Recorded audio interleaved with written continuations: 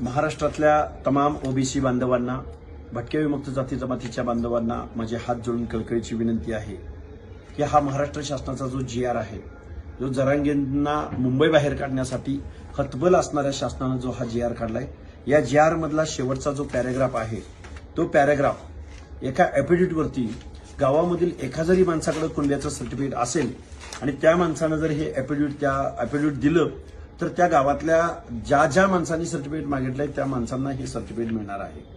याचा सरळ अर्थ असा आहे की या GR द्वारे जो बोगस कुणबी सर्टिफिकेटचा सुळसुळाट गेल्या दोन वर्षापासून महाराष्ट्रात आहे, त्याच्यामध्ये आता जास्त प्रमाणात वाढ होणार आहे आणि बोगस कुणबी सर्टिफिकेटद्वारे महाराष्ट्रामध्ये बेकायदा सर्टिफिकेटचा सुळसुळाट या महाराष्ट्रामध्ये होणार आहे आणि पर्यायानं या GR द्वारे ओबीसीच्या आरक्षणाच्या नरडीचा घोट घेण्यात आलेला आहे। ओबीसी बांधवांना आमची हात जोडून कळकळीची विनंती आहे की तुम्ही उद्या तहसील कार्यालयावरती, जिल्हाधिकारी कार्यालयावरती, ज्याला जमेल तिथं त्या माणसांनी या GRची पहिल्यांदा होळी करायची आहे आणि तहसील कार्यालयामध्ये, जिल्हाधिकारी कार्यालयामध्ये आपलं निवेदन द्यायचं आहे।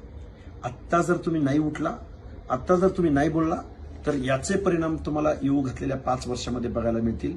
स्पर्धा परीक्षा देणारे विद्यार्थी असतील किंवा उद्या पंचायत राजमध्ये निवडणुका लढणारे कार्यकर्ते असतील, बांधवांनो कधीतरी उठा, कधीतरी जागा व्हा, या GRचा अर्थ समजून घ्या, इथल्या आमदार खासदारांना याचा जाब विचारा।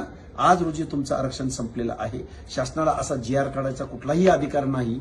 राज्य मागासवर्ग आयोगाच्या शिफारशीशिवाय अशा पद्धतीचं एक्झर्शन करण्याचा शासनाला अधिकार नाही। तरी पण झुंडशाहीच्या बळावर एका चौथी नापास माणसाच्या सांगण्यावरून जर हे घडत असेल तर ओबीसी बांधवांनो, आज रोजी तुमचं आरक्षण या GR द्वारे संपलेलं आहे। ठरवा आणि उद्यापासून आंदोलनात सहभागी व्हा।